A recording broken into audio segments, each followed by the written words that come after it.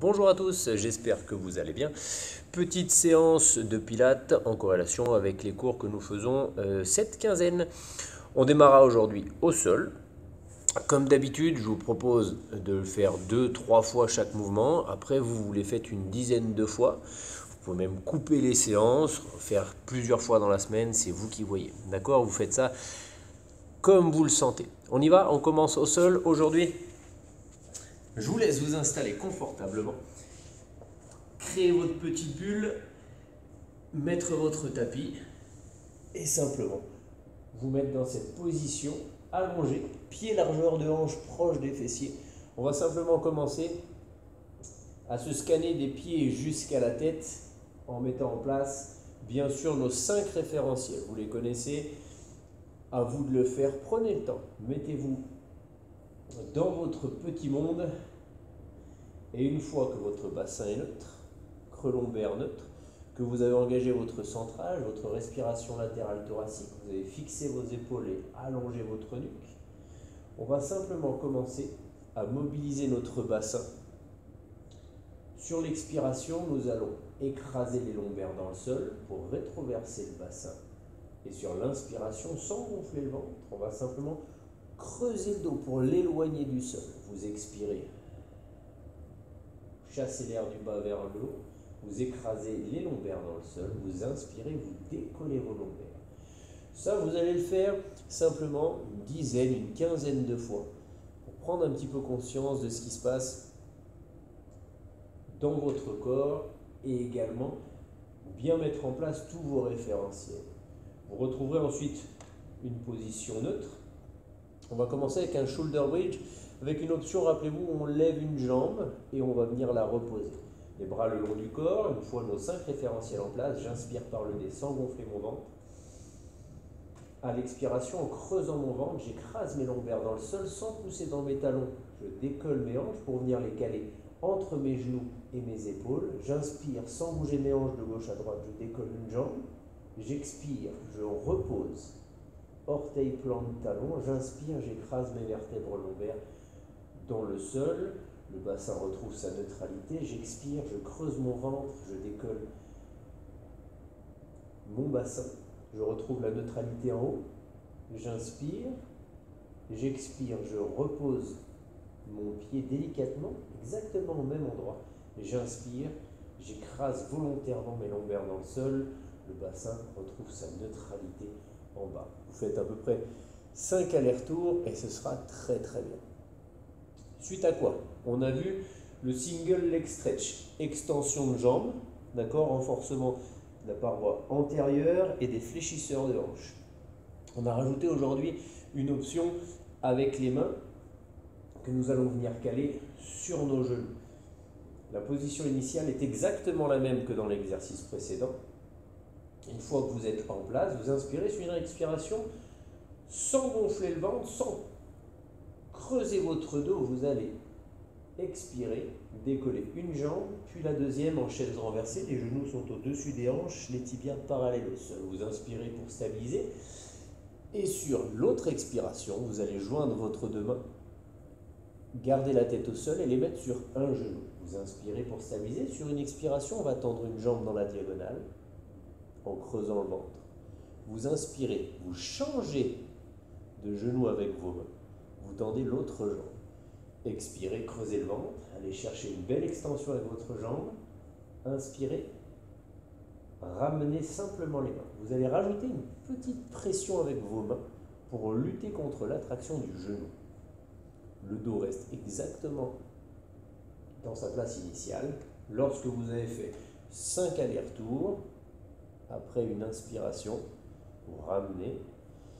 Vous expirez, vous reposez délicatement une jambe, puis la deuxième.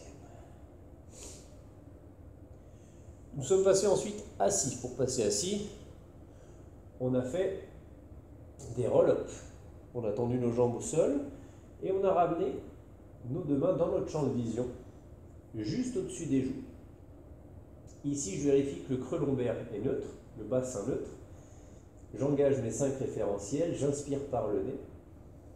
Sans gonfler mon ventre, à l'expiration, j'embarque mes mains qui embarquent ma tête, mes épaules, je creuse mon ventre, Je garde la colonne en forme de C allongé. Mes mains arrivent entre mes pieds et mes genoux. Une fois ici, j'inspire, je déroule ma colonne du bas vers le haut. J'expire, je creuse mon ventre, c'est lui qui me pousse sur l'arrière pour reposer les vertèbres dans le sol.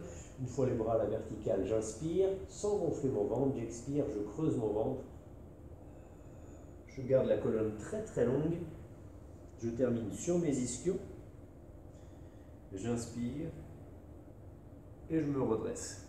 Ça, vous pouvez le faire une petite dizaine de fois, suite à quoi vous restez assis. On a vu ensuite le spine twist. Un joli spine twist. Rappelez-vous, le spine twist, il faut que vous soyez à l'aise dans votre position initiale. Moi, la position dans laquelle je suis à l'aise, c'est celle-ci, les pieds un peu plus larges que mes hanches. Il y en a d'autres qui seront à l'aise, jambes tendues, et d'autres encore en position du diamant. D'accord ? Prenez l'option qui vous permet d'être sur vos ischions, droit, et surtout de garder cette longueur dans votre colonne. C'est celle qui vous permettra d'être efficace du début jusqu'à la fin. Une fois que vous êtes en place, vous avez vos 5 référentiels en place, vous inspirez par le nez. Sur une expiration, on va venir simplement mettre nos mains sur nos épaules. Les coudes ne sont pas dans le champ de vision, mais ouverts à peu près sur la ligne de la poitrine. Vous inspirez sans gonfler votre ventre et sur une expiration, on va venir tourner le buste d'un côté.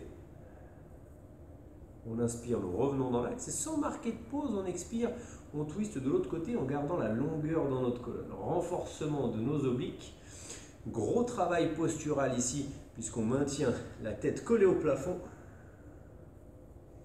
On a vraiment un super travail de mobilité de la colonne thoracique. Une fois qu'on a fait une dizaine d'allers-retours, sur une expiration, on repose les mains et on peut retourner au sol. Petit quart de tour, attraper un genou, c'est plus facile pour la descente et reposez-vous. Ce que je vous propose à présent, c'est un one leg circle. Travail très difficile car il faut réellement se concentrer pour ne pas que les hanches bougent de gauche à droite. One leg circle, on va faire des cercles avec une seule jambe. Ceux qui ont des fléchisseurs de hanches un petit peu toniques, c'est un travail difficile. Ce que je vous propose, c'est une option de base. On gardera une jambe au sol et on mobilisera l'autre jambe. Une jambe à la fois. 5 cercles dans un sens et 5 cercles dans l'autre sens. La position de base, c'est exactement la même que dans les exercices précédents. Pied largeur de hanche, genou largeur de hanche, colonne et bassin neutre. Vous engagez votre plancher pelvien de l'arrière vers l'avant, vous rentrez votre nombril sans que cela impacte le creux lombaire. La colonne est longue. Vous inspirez par le nez, sans gonfler votre ventre, vous montez une jambe en chaise renversée. À partir d'ici, à l'inspiration, j'ai un demi-cercle vers l'intérieur et sur l'expiration, un demi-cercle vers l'extérieur. Le mouvement il est guidé par le genou. On inspire sans bouger vos hanches. N'hésitez pas à attraper vos hanches pour sentir aucun mouvement dans ces dernières. Imaginez un bâton planté à la verticale dans la hanche. Le genou, lui, doit faire le tour de ce bâton. Une fois que j'ai fait 5 cercles dans un sens, j'inspire, je stabilise, j'expire, demi-cercle vers l'extérieur, inspiration, demi-cercle vers l'intérieur. Mouvement fluide, sans marquer de pause. Une fois que les 10 cercles sont faits, sur une expiration, je relâche. Évidemment, vous l'aurez compris, vous faites l'autre jambe. N'attendez pas 2 mains pour faire l'autre jambe. Renforcement ensuite de la chaîne antérieure avec le scissors. Le scissors, joli mouvement de ciseaux avec nos 2 jambes. On a volontairement augmenté le bras de levier pour augmenter la pression que nous mettons sur notre transverse. La position est donc la même avec les pieds plus éloignés des fessiers sans que cela impacte le creux lombaire. Vous avez la capacité de maintenir votre bassin neutre grâce à la force abdominale. Une fois en place, c'est exactement la même chose. Sur une expiration, je vais lever une jambe. J'inspire pour stabiliser, le genou reste au-dessus de la hanche. J'expire sans gonfler mon ventre, je ramène la deuxième jambe. Une fois en place, j'inspire. Sur l'expiration, je descends une première jambe. J'inspire, je ramène cette jambe. À l'expiration, je creuse mon ventre, je chasse l'air du bas vers le haut. J'inspire, je ramène cette deuxième jambe. Gros travail au niveau de la paroi abdominale. Si votre dos se décolle, je vous invite à diminuer l'angle de vos genoux. On travaille ici une jambe à la fois et pas les deux simultanément. Quand j'ai fait mes 10 allers-retours approximativement, je vais pouvoir relâcher un pied sur une expie, tranquille, et le deuxième, puis reposer. Ensuite, nous avons vu, super cool, le 100. Le 100, vous le connaissez, genou à 90 degrés, la position est la même, renforcement de la paroi abdominale, des fléchisseurs de hanches et surtout coordination également. Sur une expiration, je lève une jambe puis la deuxième. Bien sûr, avant, j'ai fait mes 5 référentiels, je les ai mis en place. J'inspire pour stabiliser sans gonfler mon ventre. Je vais décoller mes bras à l'horizontale, hauteur d'épaule. Le menton est rentré. J'arrive à voir ce qui se passe entre mes cuisses. Puis, une inspiration, 5 battements. L'inspiration sans gonfler le ventre. Ce qui est bien, c'est que dans la position, on arrive à voir ce qui se passe ici. J'expire, je creuse mon ventre. 5 battements également. J'inspire. Et j'expire. Le plancher pelvien est toujours engagé. Le nombril est toujours rentré. 100, ça veut dire 100, la centaine, ok? Donc, on fait une dizaine de cycles respiratoires. Puis, lorsque la dizaine est terminée, je peux relâcher sur une expiration. J'inspire. Je n'ai toujours pas lâché mes référentiels. Et je reviens là-dessus. Parfait, il est temps de passer à une coordination latérale, renforcement latéral avec le side bend, mais avec une option cette fois-ci où on a fait glisser le pied, rappelez-vous, le long du tapis. Le side bend, vous devez imaginer que vous êtes contre un mur. Donc là, l'arrière de votre tapis fera l'affaire. Si vous avez un mur chez vous, mettez-vous contre le mur, ça sera très très bien. Le coude sous l'épaule, les deux hanches superposées, les deux pieds superposés, les deux genoux superposés sur l'arrière de votre tapis. Imaginez que le mur qui est derrière vous, vous devez le toucher avec vos talons, vos fessiers, vos épaules et votre bras. La base de cet exercice, c'est la taille déjà loin du sol, de façon à avoir un buste droit. J'engage mon plancher pelvien de l'arrière vers l'avant, j'inspire par le nez sans gonfler mon ventre, les épaules sont loin de mes oreilles et sur l'expiration, je vais simplement décoller la hanche, tendre ma jambe supérieure, tendre mon bras.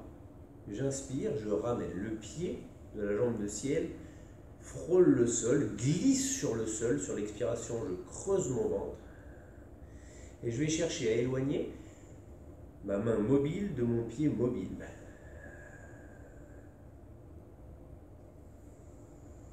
Essayez ici de ne pas pousser dans le genou de la jambe inférieure, mais c'est vraiment de décoller la paroi abdominale grâce à vos abdominaux. Okay?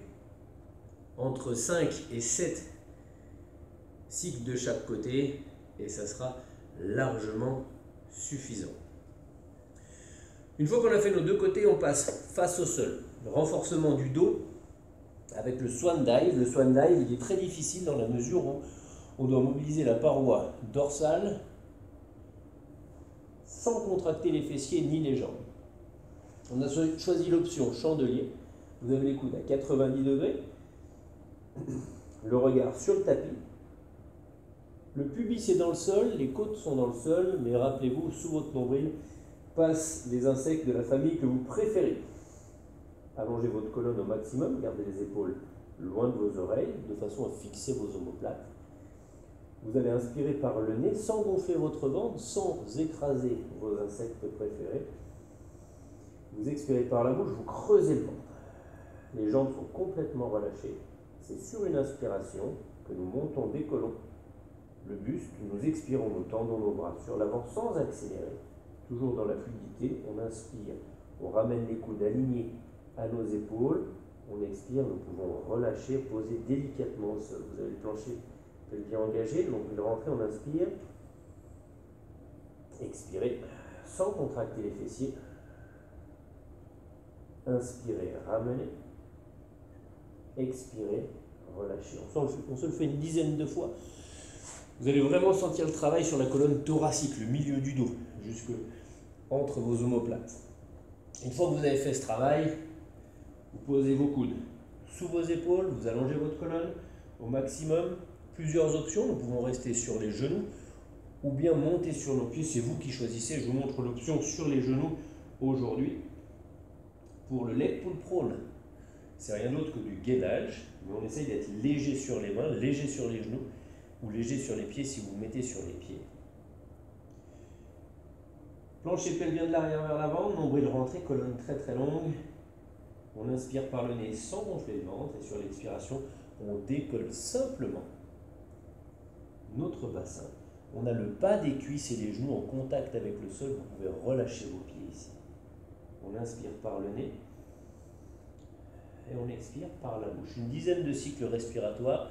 Allongez votre colonne au maximum, le regard sur les pouces, les index. Et une fois que vous avez fait vos 10 cycles, vous pouvez relâcher et prendre le temps juste pour vous. Voilà, ça c'était la séance que nous avons fait cette semaine. Je vous invite à la faire, à la refaire, à la re-refaire, à choisir 2-3 exercices si vous n'avez pas le temps.